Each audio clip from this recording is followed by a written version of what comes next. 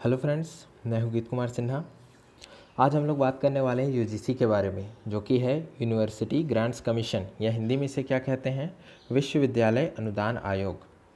तो सबसे पहले इसका एक छोटा सा परिचय मैं दे देता हूं कि यूजीसी एक स्वायत्त संस्था है जो कि उच्च शिक्षा संस्थानों और सरकार के मध्य समन्वय का कार्य करती है। साथ ही एक मानदंड का निर्धारण करती है उच्च शिक्षा के मामले में, और क्या करती है, निगरानी करती है। साथ ही उसके बिना पर वो फंड डिसबर्सिंग का कार्य करती है। ठीक है, ये तो एक हो गया एक छोटा सा इसका रिव्यू। अब हम देखते हैं कि ये जो यूजीसी वाला जो सेगमेंट है ये कौन से क्षेत्र से है सीजीपीएससी मेंस के। तो ये आपका आएगा 7th पेपर के 3rd पोर्शन से। ठीक है, आइए देखते हैं कि यूजीसी से क्या क्या क्वेश्चन पूछे जा सकते हैं, कितने नंबर के क्वेश्चन आ सकते हैं। उसके बाद हम एक एक करके डील करेंगे। ओके, तो देखते हैं हम संभावित प्रश्न। सबसे पहला तो विश्वविद्यालय अनुदान आयोग के बारे में बताइए। दूसरा है यूजीसी के कार्यों एवं उद्देश्यों को लिखिए। तीसरा है यूजीसी के संगठन को समझाइए। चौथा है यूजीसी का गठन किस अधिनियम के तहत हुआ, ये बताइए। पांचवा है यूजीसी के कार्यों का समालोचनात्मक मूल्यांकन कीजिए। तो इस तरीके से प्रश्न पूछे जा सकते हैं। तो ये 2 नंबर के भी क्वेश्चन आ सकते हैं, 4 नंबर का भी आ सकता है, 8 नंबर का भी आ सकता है, 10 नंबर का और 15 नंबर का भी। तो अब हम एक एक पहलू पर इसके बारीकी से नज़र डालेंगे। तो आइए देखते हैं कि यूजीसी क्या है। तो सबसे पहले तो हम इसकी स्थापना के बारे में बात करते हैं। इसकी स्थापना हुई थी 1956 में। हालांकि 1953 में जो तत्कालीन शिक्षा मंत्री थे उन्होंने इसकी नींव डाल दी थी, लेकिन संसद के दोनों सदनों में यह यूनिवर्सिटी ग्रांट्स कमीशन एक्ट 1956 के द्वारा फाइनली ये स्थापित हुआ। इसलिए माना जाता है कि 1956 में ही इसकी स्थापना हुई है। इसका मुख्यालय नई दिल्ली में है। अगर इसके संगठन की बात करें तो एक अध्यक्ष, एक उपाध्यक्ष और 10 सदस्य होते हैं। अध्यक्ष उपाध्यक्ष की नियुक्ति केंद्र सरकार करती है।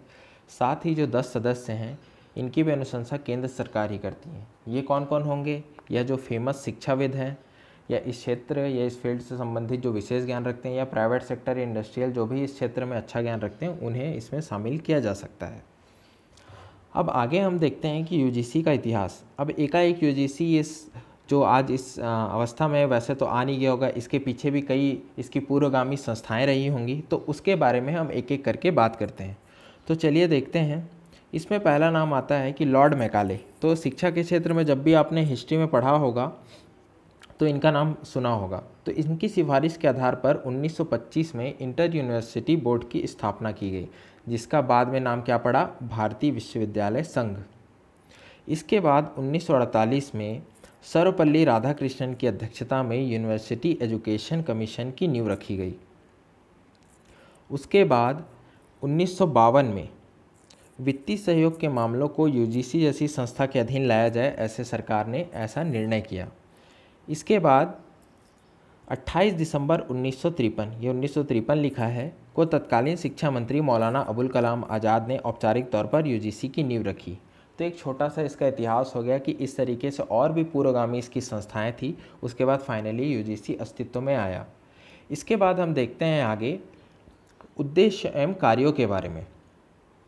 तो ये एक पॉइंट वाइज बताने से पहले मैं ये बता दूं कि उद्देश्य और कार्य में आप क्या क्या लिख सकते हैं। तो देखिए, इसके 3-4 ही मेन उद्देश्य आप जान चुके हैं कि ये क्या करता है कि केंद्र सरकार, राज्य सरकार, इनके मध्य समन्वय का कार्य करता है। उच्च शिक्षा के लिए मानदंड, सिलेबस, शोध कार्य क्या क्या होने हैं, क्या चीज़ें उनमें होनी, ये निर्धारित करता है।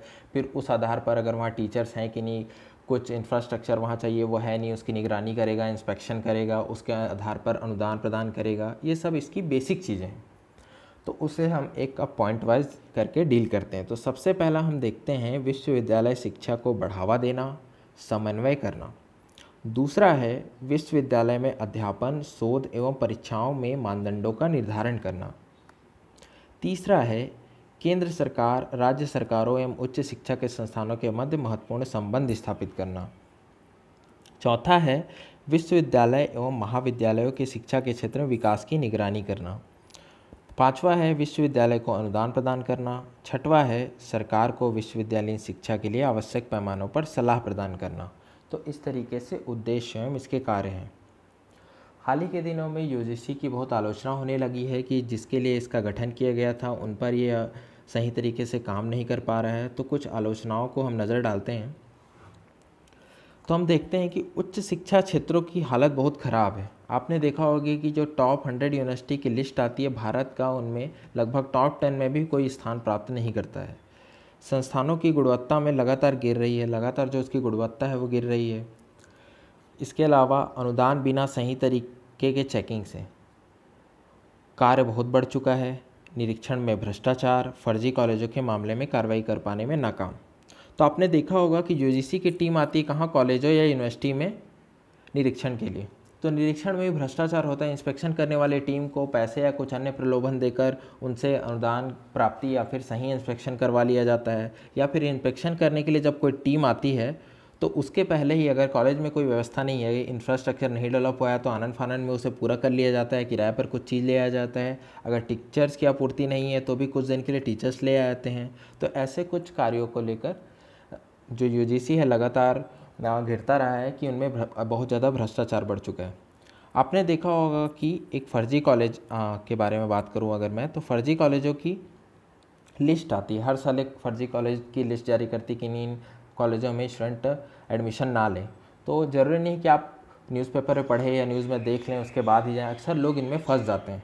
तो लगातार ये मांग उठती रही है कि फ़र्जी कॉलेजों के मामले में उसे दंड देने, उसे बंद करवाने, उन पर जुर्माना लगाने, या अगर किसी कॉलेज में अगर कोई मानदंड निर्धारित हैं यूजीसी के द्वारा वो अगर पूरे नहीं होते हैं तो उन पर जुर्माना लगाने या बंद लगाने का अधिकार इसके पास होने चाहिए।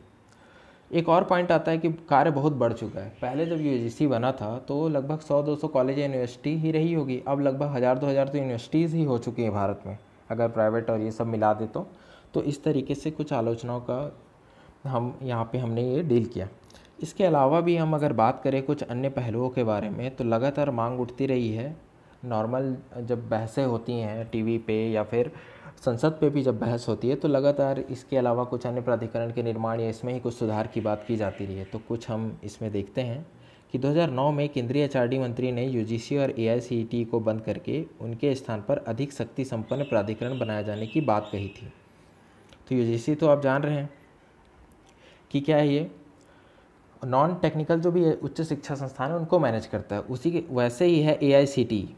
एआईसीटीई क्या करता है, ऐसे मामलों में जो टेक्निकल एजुकेशन है उनको देखता है। ये है all India council for technical education. इसे हम अलग से एक लेक्चर में पढ़ेंगे, ये भी है हमारे सिलेबस में, तो हम इसे बात के लिए छोड़ देते हैं।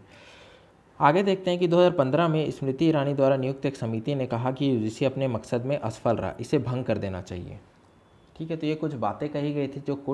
जो कोट है वो मैंने यहाँ पे डाला है ताकि आप कहीं अगर उच्च शिक्षा के बारे में कुछ निबंध आए तो इसे भी आप यूज़ कर सकें कि ऐसी ऐसी संसद के सदस्यों या मंत्रालय द्वारा भी बात कही गई थी, इसलिए मैंने इसमें शामिल किया है। यहाँ पे आप देख पा रहे होंगे कि मैंने एक वर्ड लिखा है HECI। इसे मैं अलग से एक लेक्चर में डील करने वाला हूँ क्योंकि इससे रिलेटेड है, इसलिए मैं थोड़ी सी जानकारी इसके बारे में आपको दे देता हूँ कि HECI है higher education council of India. 2018 में केंद्र सरकार ने एक मसौदा तैयार किया जिसके अंतर्गत ये बात आई कि यूजीसी और अन्य जो ऐसे ही संस्थान हैं जो यूनिवर्सिटीज़ को मैनेज करते हैं अलग अलग सेक्टर्स के, टेक्निकल, नॉन टेक्निकल, मेडिकल, इन सब चीज़ों को, उनको मिला के क्यों ना एक ऐसी संस्था बनाई जाए जो सभी चीज़ों को एक साथ नज़र रखे। साथ ही जो निगरानी या इंस्पेक्शन और जो फंड का जो दोनों प्रदान करने काम है, इंस्पेक्शन और फंड, तो दोनों काम को अलग अलग कर दिया जाए। इंस्पेक्शन का काम करेगी HECI और फंड बांटने का काम करेगा कौन, HRD मिनिस्ट्री या मानव संसाधन मंत्रालय। तो ये दोनों काम को बहुत दिनों से मांग चल रही थी, तो ये सब मामले इसमें आए हैं। तो इसी के साथ ही केंद्र सरकार का इसमें हस्तक्षेप भी बढ़ जाएगा। साथ ही साथ जो फर्जी यूनिवर्सिटीज़ हैं उन मामलों में, जो फर्जी यूनिवर्सिटीज़ के मामलों में भी इसे विशेष अधिकार दिए जाने की बात कही गई है कि इसे जुर्माना लगाने का, उन्हें बंद करने के अधिकार कुछ दिए जाएंगे। तो एक HECI को आप याद रखिएगा, higher education council of India, इसे स्थापित करने की बात की जा रही है। इसके बारे में डिटेल क्या है, स्थापित हो गया नहीं हुआ, क्या चल रही है, सब के बारे में हम नेक्स्ट लेक्चर में बात करेंगे। तो इस लेक्चर में इतना ही। आशा करता हूँ कि ये लेक्चर आपको पसंद आया होगा। अगर पसंद आया होगा, यदि यूज़फुल लगे तो इसे ज़रूर शेयर कीजिएगा अगर किसी के काम आ सके। अगर कुछ और आपको सजेशन हो तो नीचे कमेंट बॉक्स में ज़रूर लिखिएगा। साथ ही साथ अगर आप चाहते हैं कि मैं और लेक्चर बनाऊँ ऐसे ही, तो नीचे ज़रूर कमेंट कीजिएगा। अगर आप मुझसे कांटेक्ट करना चाहते हैं तो गीत कुमार सिन्हा नाम से मुझे फेसबुक पर आप सर्च कर सकते हैं। ठीक है, तो अभी के लिए इतना ही। Thank you.